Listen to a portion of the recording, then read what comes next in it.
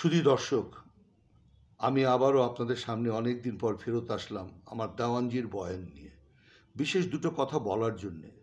তা হচ্ছে, বর্তমানে এই অস্থিরতার সময়ে দেশের যে পরিবেশ চলছে, এই সময়ে কিছু স্বনামধন্য সোশ্যাল মিডিয়া টক শোতে যারা কথা বলেন অথবা ইউটিউবার যারা যে সমস্ত বয়ান দেন আমার মতো, তাদের থাম্বনেলে বা টাইটেলে বা শিরোনামে এমন কিছু কথা লেখেন উদ্ভট মার্কা, যা তার সেই বক্তব্যের মধ্যে তার সেই থাম্বনেল বা শিরোনামের কিছুই খুঁজে পাওয়া যায় না।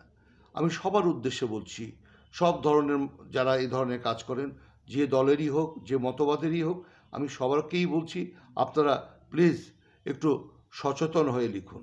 অবশ্যই বলবেন আপনারা জ্ঞানীগুণী মানুষ, আপনাদের জ্ঞানের আধার দিয়ে আমরা আলোকিত হব, আমাদের জীবন সুন্দর করে আমরা পরিচালিত করব এবং শান্তিতে থাকব।